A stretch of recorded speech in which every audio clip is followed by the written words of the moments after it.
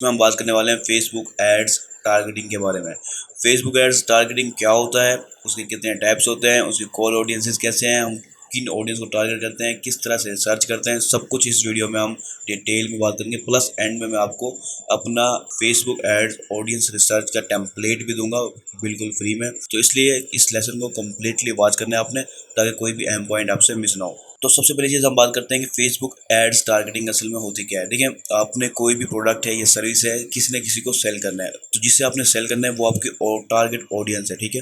तो Facebook ad के जरिए हम 3 डिफरेंट ऑडियंसेस को टारगेट कर सकते हैं। पहली कोल्ड ऑडियंस, दूसरी वार्म ऑडियंस और तीसरी हॉट ऑडियंस, ठीक है। तो इस लेसन में हम बात करेंगे कोल्ड ऑडियंस के बारे में। तो कोल्ड ऑडियंस के 4 जो है ना कोर ऑडियंसेस होती हैं, जिससे हम फेसबुक एड्स टारगेटिंग के जरिए कवर करने वाले हैं। तो सबसे पहली है लोकेशन। जैसे आप देख रहे हैं कि मैं अपने कंपेन के अंदर आ गया हूँ, उस कंपेन में एड सेट लेवल में आ गया हूँ, जहाँ पर हमने ऑडियंस को जो है ना डिफाइन करना होता है कि हमारी ऑडियंस ऐड की क्या होगी, ठीक है। तो सबसे पहली चीज़ ये जो आपको ऑडियंस नजर आ रही है, create new audience, save audience और कस्टम ऑडियंस, इसको मैं अभी इग्नोर कर रहा हूँ, हम नेक्स्ट सेशन में कवर करेंगे। तो अभी हम बात कर रहे हैं लोकेशन की, ठीक है। तो हम फेसबुक के ऊपर लोकेशन बेस्ड ऑडियंसेस को टारगेट कर सकते हैं, ठीक है। आप किसी भी कंट्री को वर्ल्ड वाइड टारगेट कर सकते हैं, किसी भी सिटी को कर सकते हैं, यहाँ तक कि 1 किलोमीटर के रेडियस के अंदर भी आप किसी को भी टारगेट कर सकते हैं, ठीक है। तो ये होती है लोकेशन बेस्ड टारगेटिंग। खासतौर पर लोकल बिजनेस के लिए ये बहुत ही परफेक्ट होती है। तो ये किस तरह से करते हैं, पहले हम इस चीज़ के ऊपर बात करते हैं। तो सबसे पहली चीज़, यहाँ आपको लोकेशन का ऑप्शन नजर आ रहा है, इसको आप एडिट करें। तो यहाँ आपको 3-4 ऑप्शन और नजर आ रहे हैं। तो सबसे पहला ऑप्शन ये है, पीपल लिविंग इन या रिसेंटली इन दिस लोकेशन। तो हमें एक बाय डिफ़ॉल्ट हमारे लोकेशन की वजह से पाकिस्तान सेलेक्ट हुआ हुआ है, ठीक है। इसका मतलब ये है कि पाकिस्तान में जो लोग रहते हैं या पाकिस्तान में रिसेंटली जो है ना विजिट किया है, वैसे वो ट्रैवलर है, तो वो सब हमारे इस ऐड के अंदर टारगेट होंगे। हमने ये ऑप्शन सिलेक्ट किया हुआ है, ठीक है। तो हम जैसे इस पर क्लिक करेंगे तो हमें 2-3 और ऑप्शन नजर आते हैं, जैसे people living in this location.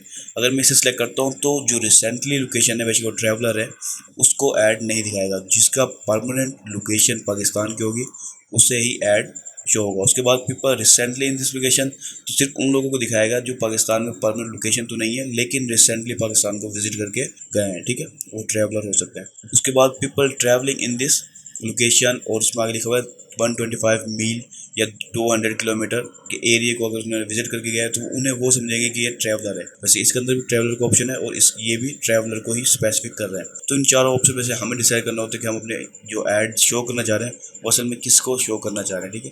तो मोस्टली जब हम पाकिस्तान बिजनेस के लिए रन कर रहे हैं तो हम people living in this location को सिलेक्ट करते हैं, ठीक है। इस ऑप्शन को आपने सिलेक्ट नहीं करना है, वैसे ये बाय डिफॉल्ट होता है, तो आपने इस ऑप्शन को सिलेक्ट करना है। इस चीज़ को आप ध्यान रखें। बाकी आपकी ऑडियंस, आपके प्रोडक्ट के लिहाज से आप खुद सिलेक्ट कर सकते हैं कि आपने क्या सिलेक्ट करना है और क्या नहीं करना। उसके बाद हम आ जाते हैं यहाँ पर टारगेटिंग की तरफ। तो सबसे पहली चीज़, हम पूरी कंट्री को भी टारगेट कर सकते हैं और एक स्पेसिफिक सिटी को भी टारगेट कर सकते हैं। सिंपली आपने यहाँ पर आपको एक ऑप्शन नजर है इंक्लूड का, और दूसरा ऑप्शन होता है एक्सक्लूड का। तो आप एक्सक्लूड भी कर सकते हैं और इंक्लूड भी कर सकते हैं। तो मैं दोनों प्रोसेस बताता हूँ।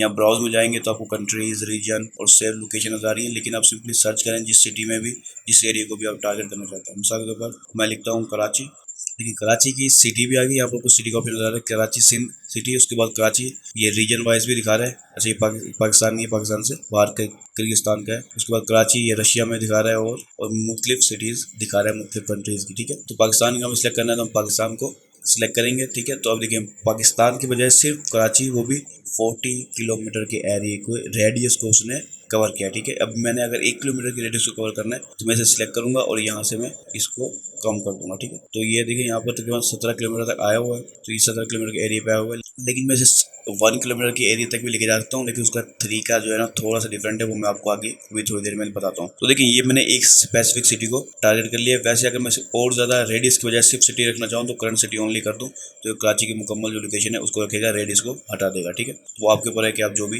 रेडियस वाइज रखना चाहें, सिटी वाइज रखना चाहें, वो आप रख सकते हैं। इसके अलावा अगर मैं किसी सिटी को या कराची के लोकेशन के अंदर किसी एक स्पेसिफिक एरिया को निकालना चाहूँ कराची के अंदर से, मैं चाहता हूँ पूरी कराची को तो दिखे लेकिन इस एरिया को ना दिखे, तो मैं उसे एक्सक्लूड कर सकता हूँ, ठीक है। मिसाल के तौर पर मैं पाकिस्तान को पूरे को दिखाना चाहता हूँ, मैं चाहता हूँ कि लाहौर वाले लोगों को ना दिखे, तो मैं लाहौर को एक्सक्लूड कर दूँ। अगर मैं चाहता हूँ कि जो है ना कराची वालों को ना दिखे, तो मैं कराची को एक्सक्लूड कर दूँ। यानी कि अगर मैं किसी ऐसी लोकेशन में हम टारगेट कर रहे हैं, लेकिन हम किसी स्पेसिफिक लोकेशन को एक्सक्लूड करना चाहते हैं, उन्हें नहीं दिखाना चाहते हैं, तो हम उन्हें एक्सक्लूड कर सकते हैं। तो सिंपली अपने इंक्लूड की जगह पे एक्सक्लूड के ऑप्शन को सिलेक्ट करना है, ठीक है, और फिर उस जगह का नाम को सर्च करना है। मिसाल के तौर पर मैं लिख देता हूँ यहाँ पर ठीक है, कोलंगी सिंध पाकिस्तान, मैं ज़रा अच्छे से देख लेता हूँ। कोलंगी कराची प्लेस दिखा रहा है, तो देखें अब पूरी कराची को ऐड दिखेगा, लेकिन इस एरिया को जो कि कोलंगी का एरिया है उससे ऐड नहीं दिखेगा। ठीक है, यहाँ पर +2 किलोमीटर तक के एरिया को दिखा रहा है कि इस 2 किलोमीटर की जो एरिया है कराची के अंदर, इसे ऐड नहीं दिखेगा, बाकी सबको ऐड दिखेगा। तो इस तरह से इंक्लूड और एक्सक्लूड के जरिए आप अपनी लोकेशन बेस्ड टारगेटिंग को देख सकते हैं। देखिए हम यहाँ पर 2 किलोमीटर के एरिया को भी उसने टारगेट किया हुआ है। ठीक है,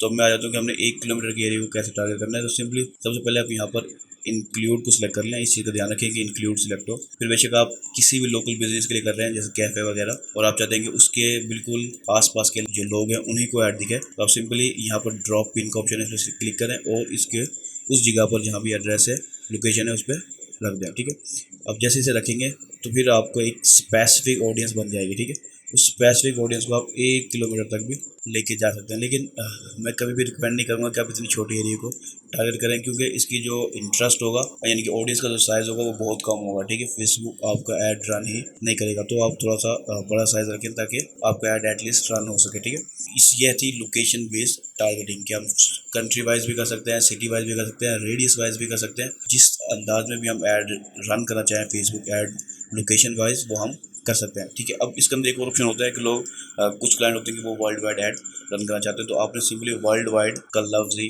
सर्च करना है। ये चीज़ ध्यान रखना कि रीजन वाले हिस्से को सिलेक्ट करें, प्लेस वगैरह के हिस्से को सिलेक्ट ना करें। जब आप रीजन को सिलेक्ट करेंगे तो वर्ल्ड वाइड रीजन आपका सिलेक्ट हो जाएगा। मैं फिलहाल इसको रिमूव कर देता हूँ, तो देखिए मेरा world wide complete all countries को सिलेक्ट हो गया। इसमें से मैं किसी को कंट्री को एक्सक्लूड करना चाहूँ तो मैं उसे एक्सक्लूड भी कर सकता हूँ। तो उम्मीद है आपको ये लोकेशन समझ में आ गई होगी कि लोकेशन बेस्ड टारगेटिंग हम किस तरह से करते हैं। तो फिर हम नेक्स्ट सेक्शन की तरफ चलते हैं। ठीक है, तो नेक्स्ट जो है ना 3 और कोर ऑडियंसेस होती हैं जिन्हें मैं आपको समझाना चाहूँगा। वो देखिए ये है, इसमें 3 आपको नजर आएंगी, डेमोग्राफिक बेस्ड, इंटरेस्ट बेस्ड और बिहेवियर बेस्ड। ठीक है, इन 3 डिफरेंट टाइप्स को हम और भी टारगेट कर सकते हैं फेसबुक एड्स के अंदर। और ये चीज़, ये चारों के चारों ही कोल्ड ऑडियंस में शामिल है। ठीक है, ये सारे कोल्ड ऑडियंस है जो आपके ब्रांड्स के बारे में नहीं जानते। अच्छा, अगर आपका ब्रांड बहुत बड़ा है तो फिर हो सकता है इसमें लोग जानने वाले हों। ठीक है, लेकिन मैं क्या करता हूँ, मैं डेमोग्राफिक्स के अंदर ही एज को और जेंडर को भी डेमोग्राफिक्स में ही रखता हूँ। यानी कि आप अपनी मर्जी की ग्रुप, एज ग्रुप को भी, यानी कि मिसाल के तौर पर आपका कोई प्रोडक्ट है वो 24+ के लिए है, तो आप 24+ रखें। अपनी मर्जी की एज को सिलेक्ट कर सकते हैं, अपनी मर्जी की जेंडर को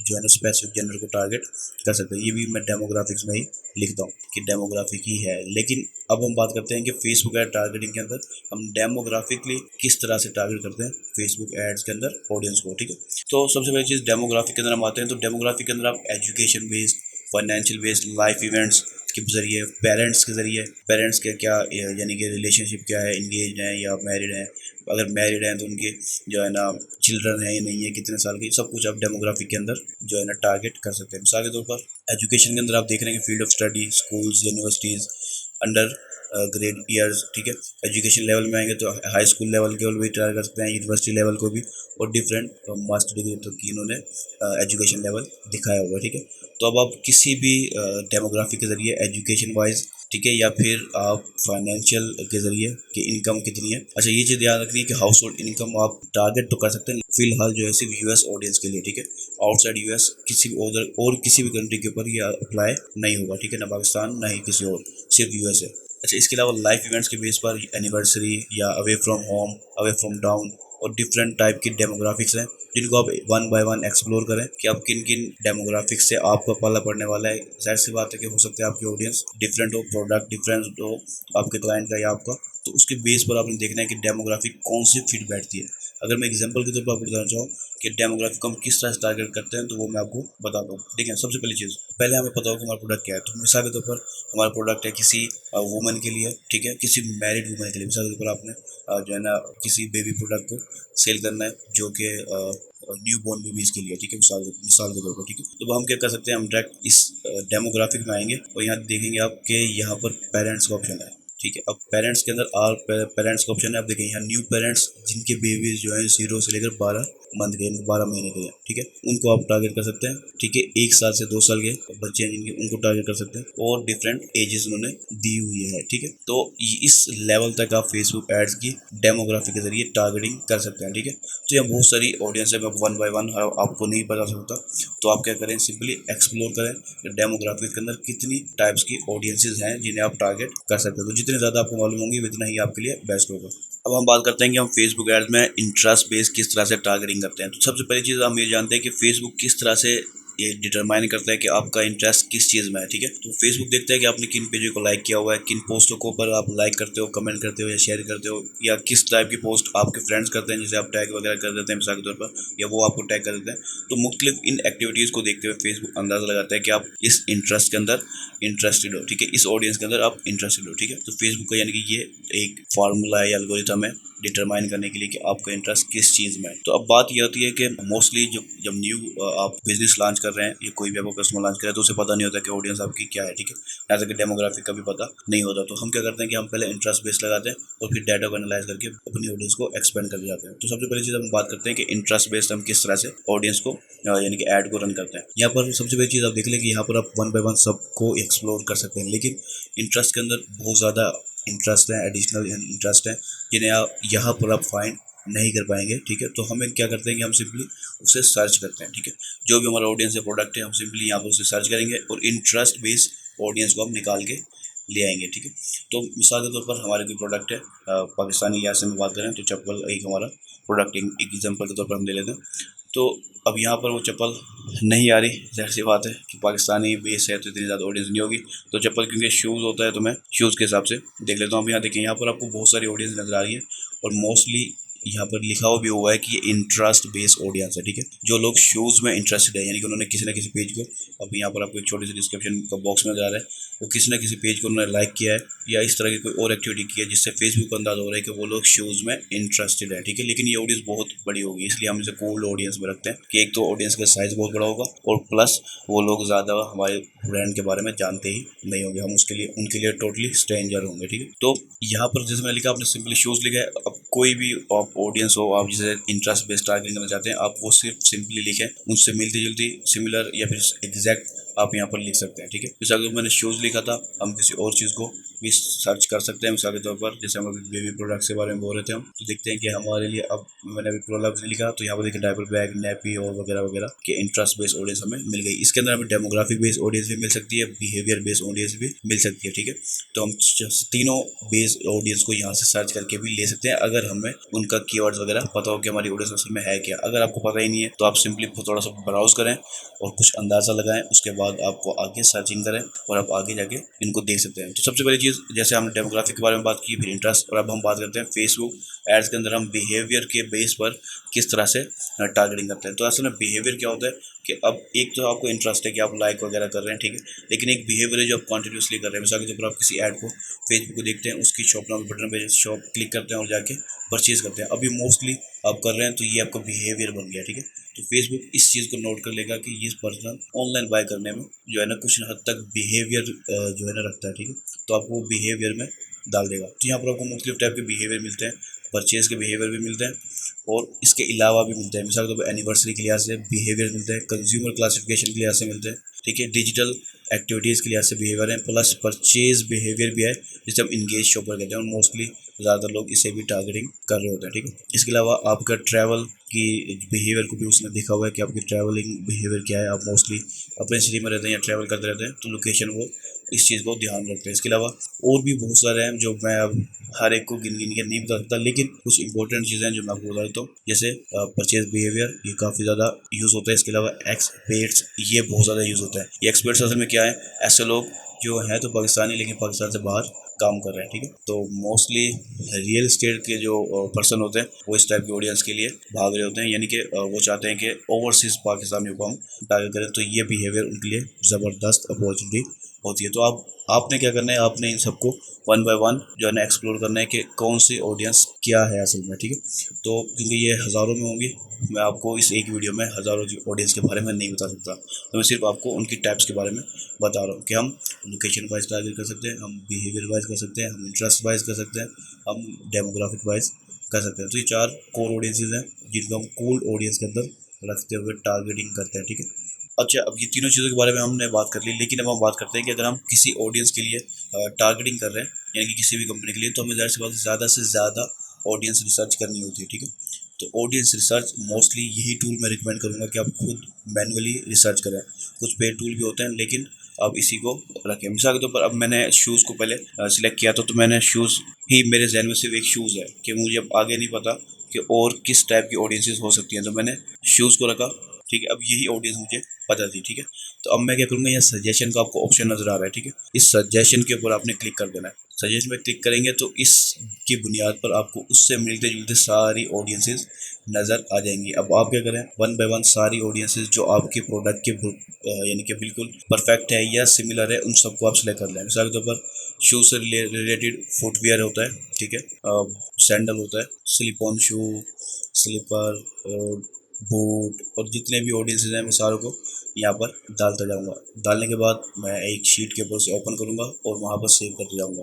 वो मैं टेम्पलेट आपको दूंगा, उसकी आप टेंशन ना लें। तो सबसे मैं भी समझाने की कोशिश कर रहा हूँ कि आपने किस तरह से ऑडियंस रिसर्च करनी है। अगर आपको नहीं पता कि आपने स्टार्ट कैसे लेना है तो आप सिंपली बस एक ही लिख लें, बेशक आपके प्रोडक्ट के से बिल्कुल एग्जैक्ट हो या फिर मिलता जुलता हो उस इंडस्ट्री का। उसके बाद सजेशन में जाएँ और उस ऑडियंस को रिसर्च करें। ये एक ईजी वे है फेसबुक ऐड ऑडियंस रिसर्च का। ठीक है, अगर हम जनरल में आ जाएँ तो थोड़ा सा लेंथी प्रोसेस होता है, लेकिन फेसबुक ऐड टारगेटिंग रिसर्च के लिए ये आपके लिए बेस्ट है जब आपका यानी कि बिजनेस न्यू है और आपको कुछ भी डाटा आपके पास नहीं है जिसकी बुनियाद पर आप ऑडियंस रिसर्च कर सकें। तो आपने इस अंदाज में ही ऑडियंस रिसर्च को करना है। तो जितनी ऑडियंस आपको मिलती है वो सारी आपने सेलेक्ट कर लेनी है, बिहेवियर वाइज भी, डेमोग्राफिक वाइज भी, ठीक है, और इंटरेस्ट वाइज भी। इन तीनों ऑडियंस को आपने पूरी लिस्ट बना लेनी है, उसके बाद उस टेम्पलेट में डाल देनी है जो मैं आपको अभी एंड में देने वाला हूँ। ठीक है, तो अब सबसे पहली चीज़ जो बात समझने की है वो ये है कि आपको पता हो कि आप क्या चीज़ सेल कर रहे हैं। वो सर्विस है या फिर वो प्रोडक्ट है। अगर प्रोडक्ट है तो क्या प्रोडक्ट है, उसके क्या फीचर्स हैं, बेनिफिट्स क्या हैं, ये सब कुछ आपको बहुत ही अच्छे से पता हो। अगर आपको ये सब कुछ पता होगा तो आप इजीली ऑडियंस रिसर्च भी कर लेंगे। ठीक है, तो चलिए अब हम आपको देते हैं फेसबुक ऑडियंस रिसर्च का टेम्पलेट, बिल्कुल फ्री में देने वाला हूँ। और यही टेम्पलेट है जो मैं मोस्टली खुद भी यूज़ करता हूँ। तो देखिए, ये सिंपल सा टेम्पलेट है जो आपने फेसबुक ऑडियंस रिसर्च के लिए रखना है। ठीक है, तो यहाँ आप फेसबुक ऑडियंस रिसर्च का आपको टाइटल नजर आ रहा है। ठीक है, उसके बाद इससे पहले या इसके बाद आप अपनी कस्टमर का, क्लाइंट का नेम भी रख सकते हैं ताकि आपको याद रहे कि आपने ऑडियंस रिसर्च किस चीज़ के लिए की है। प्रोडक्ट का नेम भी रख सकते हैं और क्लाइंट का नेम भी रख सकते हैं। ठीक है, उसके बाद आपने यहाँ पर ऑडियंस का जो है ना नेम रखना है, यानी कि जो आप ये ऑडियंस रिसर्च में डाल रहे हैं उसका आप नेम रख सकते हैं। ठीक है, उसके बाद आप एक समरी सी लिखें छोटी सी अपनी इस ऑडियंस के बारे में कि आप इस ऑडियंस को जो है ना क्या मैसेज देने वाले हैं जिसकी बुनियाद पर आपने ये ऑडियंस रिसर्च की है। अब एक समरी लिख लें जो आपके लिए याद दहानी के लिए बेस्ट हो। ठीक है, ये नेम भी आपकी याद दहानी के लिए और समरी भी आपकी याद दहानी के लिए। ठीक है, तो उसके बाद आपने जो है ना डेमोग्राफिक बेस जितनी भी आपकी डेमोग्राफिक के लिहाज से ऑडियंस आपकी थी वो आपने यहाँ पर डालनी है। मिसाल उनकी एज क्या है, उनकी जेंडर क्या है, उसका हाउस होल्ड इनकम क्या है अगर वो यूएसए की है। ठीक है, उसके बाद एजुकेशन का जो है ना क्या डिटेल्स हैं, ऑक्यूपेशन की क्या डिटेल्स हैं, इनके बाद की क्या डिटेल्स हैं।